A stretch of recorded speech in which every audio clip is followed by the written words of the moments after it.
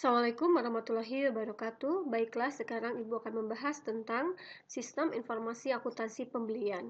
Jadi slide ini merupakan slide tambahan yang sudah Ibu sajikan pada waktu pertemuan sebelumnya. Nah, ada apa aja sih di sistem informasi akuntansi pembelian?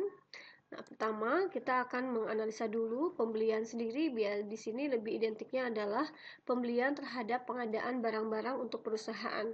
Artinya pembelian untuk barang dagang yang dijual kembali. Nah, sistem informasi akuntansi pembelian ini merupakan struktur ya, seperti biasa merupakan sebuah unsur yang terdiri atau struktur yang terdiri dari beberapa elemen ya, yang saling menunjang, yaitu di dalamnya ada manusia, ada peralatan, ada metode, dan tentunya ada pengendalian yang diorganisir untuk memenuhi fungsi yang ada.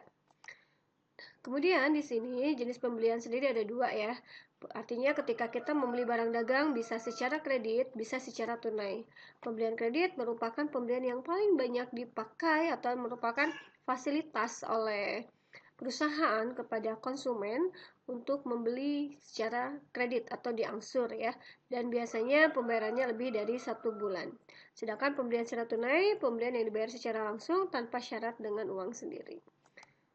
Fungsi-fungsi yang terkait ketika kita membeli pembelian, jadi di sini itu kita akan merangkai bagaimana terjadinya pembelian.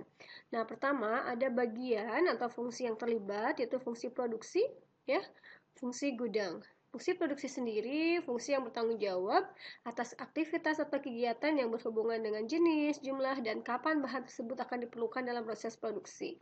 Jadi fungsi produksi ini bertanggung jawab untuk menentukan berapa bahan baku yang dibutuhkan untuk dibeli ya, untuk membeli sehingga dia akan diperlukan dalam memproses produk jadinya. Sedangkan fungsi gudang bertanggung jawab untuk mengajukan permintaan pembelian barang sesuai dengan posisi stok atau persediaan yang ada di gudang dan untuk menyimpan barang yang telah diterima. Setelah itu, lari ke fungsi pembelian. Fungsi pembelian sendiri berarti fungsi yang menentukan pemasok atau supplier yang dipilih. Jadi nanti fungsi pembelian akan mencari beberapa pemasok, akan menganalisa kira-kira pemasok mana yang akan istilahnya diambil ya dalam memasok bahan baku atau barang dagangannya. Dan di sini melakukan pemeriksaan terhadap kualitas ya ataupun kuantitas barang yang diterima dari pemasok. Kemudian fungsi akuntansi yang tentunya bertanggung jawab melakukan proses pencatatan yang berhubungan dengan transaksi persediaan dan pencatatan utang apabila terjadinya pembelian secara kredit. Di sini ada dokumen atau bukti-bukti transaksi yang digunakan, yaitu sebagai berikut. Adanya surat permintaan pembelian, surat permintaan penawaran harga yang ini akan disampaikan kepada pemasok atau supplier, surat order pembelian, laporan penerimaan barang, dan tentunya ada bukti yang intinya yaitu faktur pembelian. Kemudian ada catatan atau istilahnya jurnal ya, atau pencatatan yang akan dilakukan oleh bagian akuntansi pada sistem akuntansi pembelian. Ada bukti kas keluar, ada jurnal pembelian, kartu utang, dan kartu persediaan. Bukti kas keluar ini ketika kita akan membayar sejumlah pembelian tersebut. Jurnal pembelian akan mencatat ketika terjadinya pembelian secara kredit, dan kartu utang ini berkaitan dengan jurnal pembelian. Kartu persediaan berhubungan dengan barang dagang yang sudah kita beli. Prosedur yang dilakukan ketika adanya membentuk sistem akuntansi pembelian, pertama, adanya prosedur permintaan pembelian, kemudian prosedur permintaan penawaran harga dan pemilihan kepada pemasok, prosedur order pembelian, prosedur penerimaan barang, prosedur pencatatan utang, dan prosedur distribusi pembelian.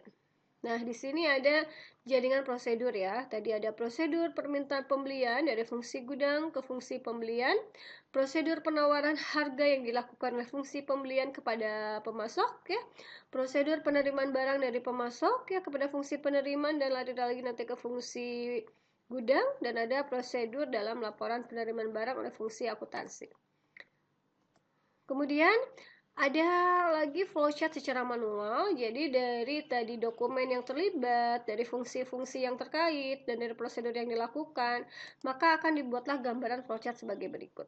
Nah, ini merupakan flowchart ya atau alur kegiatan secara manual. Pertama diawali di bagian gudang. Bagian gudang itu akan memeriksa stok barang yang dibutuhkan ya dengan data persediaannya.